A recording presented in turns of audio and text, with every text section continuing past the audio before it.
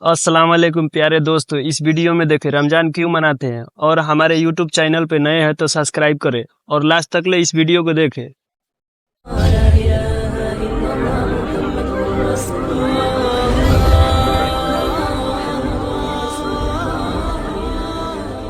बिस्मिल्लाहिर्रहमानिर्रहीम। अस्सलाम वालेकुम प्यारे दोस्तों, अल्लाह पाक कुरान पाक की सूरह बकरा में इरशाद फरमाता है, रमज़ान का महीना जिसमें कुरान पाक उतरा, जिसमें लोगों के लिए हिदायत और रहनुमाई और फैसले की रोशन बातें हैं, तो तुम में से जो कोई भी ये महीना पाए तो ज़रूर इसके रोज़े रखे, और जो बीमार या सफ़र में हो तो उतने दिनों के रोज़े और दिनों में रखे। अल्लाह तबारक व ताला तुम पर आसानी चाहता है और तुम पर दुश्वारी नहीं चाहता, और इसलिए कि तुम गिनती पूरी करो और अल्लाह ताला की बढ़ाई बयान करो, इस बात पर कि अल्लाह तबारक व ताला ने तुम्हें हिदायत दी और ताकि तुम शुक्र गुजार बन जाओ। दोस्तों, माह रमज़ान की हकीकत क्या है? अल्लाह ने रमज़ानुल मुबारक के रोज़े मुसलमान पर फ़र्ज क्यों किए और रोज़ों के फ़र्ज होने की वजह क्या है? रोज़ा रखने से इंसान को क्या हासिल होता है? और क्या रमज़ानुल मुबारक में रिज्क,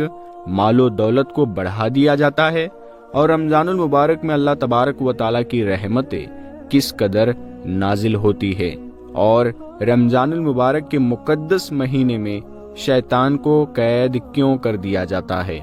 इस मुकद्दस माह मुबारक में अल्लाह ताला कितने लाख लोगों की बख्शिश फरमाता है? अल्लाह ताला अपने बंदों पर इस माह मुकद्दस में वो कौन कौन से 5 खास करम फरमाता है जो इससे पहले किसी उम्मत पर नहीं फरमाए? और रमज़ान की हर मुकद्दस और बाबरकत रात में कितने हजार लोगों की बख्शिश की जाती है और कितने लाख लोगों की जहन्नुम से रिहाई मिलती है? और वो कौन से बदबख्त लोग हैं जिनकी इन मुकद्दस महीने में भी बख्शिश नहीं की जाती? और रमज़ानुल मुबारक में गुनाह करने वाले लोगों के लिए हुजूर अकरम सल्लल्लाहु अलैहि वसल्लम ने कौन कौन से दर्दनाक अज़ाबों के बारे में बयान फरमाया? प्यारे दोस्तों, इन तमाम तर सवालों के जवाबात कुरान और हदीस की रोशनी में आज की इस वीडियो में हम आपको बताएंगे। लिहाजा आपसे गुजारिश है कि हमारी इस वीडियो को आप आखिर तक जरूर देखिएगा। दोस्तों, माह रमज़ानुल मुबारक के 4 नाम हैं: माह रमज़ान, माह सबर, माह मुआशात और माह उशअत रिज्क। दोस्तों, इसको सबर इसलिए कहा जाता है क्योंकि रोजादार रोजा रख करके अल्लाह ताला की रजा के लिए सब्र करता है और फिर अल्लाह ताला उस रोजेदार को उस सबर की जजा अता फरमाता है। जिस तरह के अल्लाह ताला इरशाद फरमाता है कि रोजा मेरे लिए है और मैं ही इसकी जजा हूँ। माह मुआशात, मुआशात का मतलब होता है भलाई करना, चूंकि इस महीने में तमाम मुसलमान खास तौर पर अपने रिश्तेदारों से भलाई करते हैं और ज्यादा से ज्यादा सवाब हासिल करते हैं, इसीलिए इसको माह मुआशात कहा जाता है। माह उशअत रिज्क, इस महीने के अंदर अल्लाह ताला इंसानों के रिज्क के अंदर बरकत पैदा फरमा देता है और गरीब लोग भी अल्लाह ताला की नेमतें खाते हैं, इसीलिए इसको माह उशअत रिज्क कहा जाता है। हजरत सैयदना अबू सईद खुदरी रदी अल्लाह ताला अन्हु से रिवायत है कि नबी करीम सल्लल्लाहु अलैहि वसल्लम ने इरशाद फरमाया, जब माह रमजान की पहली रात आती है तो आसमानों के दरवाजे खोल दिए जाते हैं और फिर आखिरी वक्त वो दरवाजे बंद नहीं किए जाते। जो कोई बंदा इस माह मुबारक की किसी भी रात में नमाज पढ़ता है तो अल्लाह ताला उसके हर सजदे के बदले में उसके लिए 1500 नेकियां लिखता है और उसके लिए जन्नत में सुर्ख याकूत का महल बनाया जाता है। और आकाए करीम सल्लल्लाहु अलैहि वसल्लम ने इरशाद फरमाया, जो कोई रमजान का पहला रोजा रखता है तो उसके साबिका गुनाह माफ कर दिए जाते हैं और उसके लिए सुबह शाम तक 70,000 फरिश्ते दुआए मगफिरत करते रहते हैं। और रात और दिन में जब भी वो सजदा करता है तो उसके हर सजदे के बदले में जन्नत में एक ऐसा दरख्त लगाया जाता है जो इतना बड़ा होता है कि एक घुड़सवार उसके साए में यानी उसके छाव में 500 साल तक घोड़ा चलता रहे। हजरत सैयदना जाबिर बिन अब्दुल्लाह रदी अल्लाह ताला अन्हु से रिवायत है کہ نبی کریم صلی اللہ علیہ وسلم نے ارشاد فرمایا کہ میری امت کو ماہ رمضان میں 5 چیزیں ایسی عطا کی گئی جو مجھ سے پہلے کسی نبی کو نہ ملی۔ نمبر 1، جب ماہ رمضان المبارک کی پہلی رات ہوتی ہے تو اللہ رب العزت ان کی طرف نظر رحمت فرماتا ہے، اور جس کی طرف اللہ رب العزت کی نظر رحمت ہو جائے اسے کبھی بھی عذاب نہ دے گا۔ نمبر 2،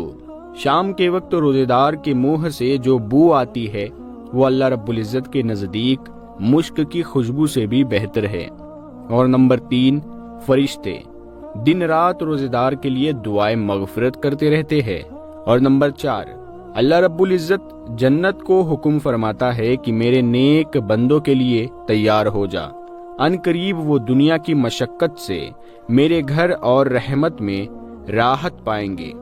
اور نمبر 5، جب ماہ رمضان المبارک کی آخری رات آتی ہے تو اللہ رب العزت سب کی مغفرت فرما دیتا ہے۔ اس وقت حضور پاک صلی اللہ علیہ وآلہ وسلم کی بارگاہ میں موجودہ لوگوں میں سے ایک شخص نے کھڑے ہو کر عرض کی، یا رسول اللہ صلی اللہ علیہ وسلم، کیا وہ لیلۃ القدر ہے؟ رسول اللہ صلی اللہ علیہ وسلم نے ارشاد فرمایا، نہیں، کیا تم نہیں دیکھتے کہ مزدور جب اپنے کاموں سے فارغ ہو جاتا ہے تو انہیں اجرت دی جاتی ہے، یعنی مزدوری۔ حضرت سیدنا ابو ہریرہ رضی اللہ تعالیٰ عنہ سے مروی ہے کہ نبی کریم صلی اللہ علیہ وآلہ وسلم نے ارشاد فرمایا کہ 5 نمازیں اور جمعہ اگلے جمعے تک اور ماہ رمضان اگلے ماہ رمضان تک گناہوں کا کفارہ ہے، جب تک کہ گناہ کبیرہ سے بچا جائے۔ حضرت سیدنا عبداللہ ابن مسعود رضی اللہ تعالیٰ عنہ سے روایت ہے کہ رسول اللہ صلی اللہ علیہ وسلم نے ارشاد فرمایا کہ رمضان شریف کی ہر شب یعنی ہر رات آسمان میں صبح صادق تک ایک منادی یعنی اعلان کرنے والا فرشتہ یہ ندا کرتا ہے کہ اے بھلائی کے طلبگار، ارادہ پختہ کر لے اور خوش ہو جا، اور اے برائی کا ارادہ کرنے والے، برائی سے باز آ جا، اور ہے کوئی مغفرت کا طلبگار کہ اس کی طلب پوری کی جائے، ہے کوئی توبہ کرنے والا کہ اس کی توبہ قبول کی جائے، ہے کوئی دعا مانگنے والا کہ اس کی دعا قبول کی جائے، ہے کوئی سائل کہ اس کا سوال پورا کیا جائے۔ اللہ تعالیٰ نے رمضان مبارک کے ہر شب میں افطار کے وقت 60,000 گنہگاروں کو جہنم سے آزادی عطا فرماتا ہے، اور عید کے دن سارے مہینے کے برابر گنہگاروں کی بخشش کی جاتی ہے۔ اور ایک دوسری روایت میں حضرت محمد مصطفیٰ صلی اللہ علیہ وآلہ وسلم نے ارشاد فرمایا کہ ماہ رمضان المبارک کی ہر دن میں اللہ تعالیٰ 10 لاکھ لوگوں کو جہنم سے آزادی عطا فرماتا ہے۔ حضرت سیدنا عبداللہ ابن عباس رضی اللہ تعالیٰ عنہ سے روایت ہے، پیارے آقا محمد مصطفیٰ صلی اللہ علیہ وسلم نے ارشاد فرمایا کہ اللہ تعالیٰ ماہ رمضان میں روزانہ افطار کے وقت 10 لاکھ ایسے گنہگاروں کو جہنم سے آزادی عطا فرماتا ہے جن پر گناہوں کی وجہ سے جہنم واجب ہو چکا ہوگا۔ نز جمعہ کے دن اور رات کی ہر گھڑی میں ایسے 10 لاکھ گنہگاروں کو جہنم سے آزاد کیا جاتا ہے جو عذاب الہی کے حقدار بن چکے تھے۔ حضرت سیدنا عبداللہ ابن عباس رضی اللہ تعالیٰ عنہ سے روایت ہے کہ نبی کریم صلی اللہ علیہ وآلہ وسلم نے ارشاد فرمایا، جب رمضان المبارک کی پہلی رات آتی ہے تو عرش عظیم کے نیچے سے مسیرہ نامی ہوا چلتی ہے جو جنت کے درختوں کو پتوں کو ہلا دیتی ہے۔ اس ہوا کے چلنے سے ایسی دلکش آواز پیدا ہوتی ہے کہ اس سے بہتر آواز آج تک نہیں سنی گئی۔ اس دلکش آواز کو سن کر بڑی بڑی آنکھوں والی خوبصورت حوریں ظاہر ہوتی ہے، جہاں تک کہ وہ جنت کے بلند محلوں پر کھڑی ہو جاتی ہے، اور وہ حوریں کہتی ہے کوئی جو ہم کو اللہ پاک سے مانگ لے اور ہمارا نکاح اس سے ہو جائے۔ پھر وہ حوریں دروگائے جنت سے کہتی ہے کہ آج یہ کیسی رات ہے۔ اس وقت جنت کے دروگا حضرت رضوان علیہ السلام حوروں سے کہتے ہیں، یہ ماہ رمضان المبارک کی پہلی رات ہے، جنت کے دروازے امت محمدیہ کے روزے داروں کے لیے کھول دیے گئے ہیں۔ پیارے دوستو، روایت میں آتا ہے کہ جب رمضان المبارک تشریف لاتا ہے تو نبی اکرم صلی اللہ علیہ وآلہ وسلم کا رنگ مبارک تبدیل ہو جاتا ہے، اور آپ نمازوں میں کثرت کرتے ہیں اور اللہ تبارک و تعالی کی بارگاہ میں خوب دعائیں مانگا کرتے۔ حضرت سیدنا ابو ہریرہ رضی اللہ تعالیٰ عنہ بیان فرماتے ہیں کہ نبی کریم صلی اللہ علیہ وآلہ وسلم نے ارشاد فرمایا، جب رمضان آتا ہے تو جنت کے دروازے کھول دیے جاتے ہیں اور دوزخ کے دروازے بند کر دیے جاتے ہیں اور شیاطین کو جنزیروں میں جکڑ دیا جاتا ہے۔ پیارے دوستو، اور رمضان مبارک کا مہینہ وہ بابرکت مہینہ ہے جس میں اللہ تعالیٰ چاہتا ہے کہ میرا بندہ زیادہ سے زیادہ میری عبادت کرے اور میری رضا حاصل کر لے۔ اسی وجہ سے اللہ تعالیٰ رمضان مبارک میں شیاطین کو قید کر دیتا ہے تاکہ شیطان مردود میرے اور میرے بندے کی راہ میں نہ آئے اور میرا بندہ زیادہ سے زیادہ میرے عبادت کر کے زیادہ سے زیادہ میرا قرب حاصل کر لے۔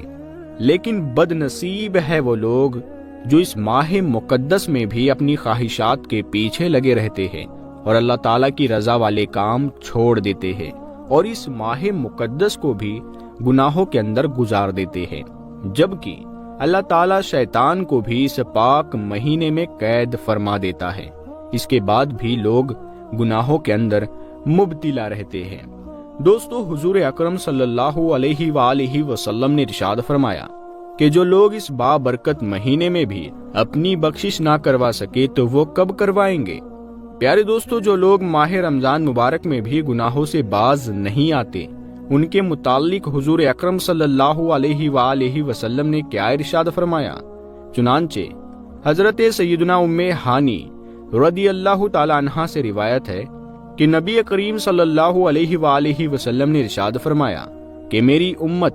ذلیل و رسوا نہ ہوگی جب تک وہ ماہ رمضان کا حق ادا کرتی رہے گی۔ تو حضور پاک صلی اللہ علیہ وآلہ وسلم کی بارگاہ میں عرض کیا گیا کہ یا رسول اللہ صلی اللہ علیہ وآلہ وسلم،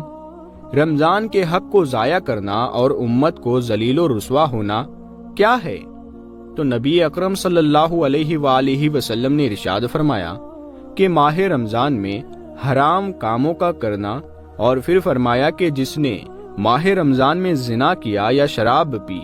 تو اگلے رمضان تک اللہ تعالیٰ اور جتنے اللہ تعالیٰ کے فرشتے ہیں سب اس پر لعنت کرتے رہیں گے۔ پس اگر یہ شخص اگلے ماہ رمضان سے پہلے مر گیا تو اس کے پاس کوئی ایسی نیکی نہ ہوگی جو اسے جہنم کی آگ سے بچا سکے۔ بس تم ماہ رمضان کے معاملے میں ڈرو، کیونکہ جس طرح اس ماہ رمضان کے مہینے میں نیکیاں بڑھا دی جاتی ہے، اسی طرح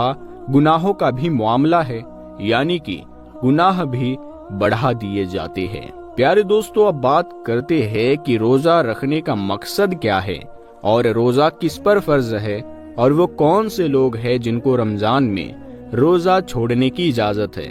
چنانچہ اس کے متعلق اللہ تعالیٰ نے قرآن پاک کی سورہ بقرہ میں ارشاد فرمایا، اے ایمان والو، تم پر روزے فرض کیے گئے جیسا کہ اگلوں پر فرض کیے گئے، تاکہ تم پرہیزگار بن جاؤ، اور یہ گنتی کے دن ہیں، تم میں جو بیمار ہو یا سفر میں ہو تو اتنے روزے اور دنوں میں رکھے، اور جنہیں اس کی طاقت نہ ہو تو اس کے بدلے میں ایک مسکین کا کھانا، اور پھر جو اپنی طرف سے نیکی زیادہ کرے تو اس کے لیے بہتر ہے، اور روزہ رکھنا تمہارے لیے زیادہ بھلا ہے اگر تم جانو۔ پیارے دوستو، قرآن پاک کی اس آیت کریمہ میں اللہ تعالیٰ نے روزہ رکھنے کا مقصد بیان فرمایا کہ اے ایمان والو، تم پر روزے فرض کیے گئے تاکہ تم متقی اور پرہیزگار بن جاؤ۔ اسی آیت کریمہ میں اللہ تعالیٰ نے ان لوگوں کا بھی ذکر فرمایا جن کو رمضان کا روزہ چھوڑنے کی اجازت ہے۔ اللہ تعالیٰ نے ارشاد فرمایا کہ اگر تم بیمار ہو یا سفر پر ہو، اس آیت کریمہ سے پتہ چلتا ہے کہ مسافر پر روزہ فرض نہیں، جو شرعی سفر پر ہو اس کو روزہ چھوڑنے کی اجازت ہے، اور جو اتنا بیمار ہو کہ روزہ نہیں رکھ سکتا اس کو بھی اللہ تبارک و تعالیٰ نے روزہ چھوڑنے کی اجازت عطا فرمائی ہے۔ اللہ تعالیٰ ارشاد فرماتا ہے کہ میں تم لوگوں پر تنگی نہیں چاہتا، آسانی چاہتا ہوں۔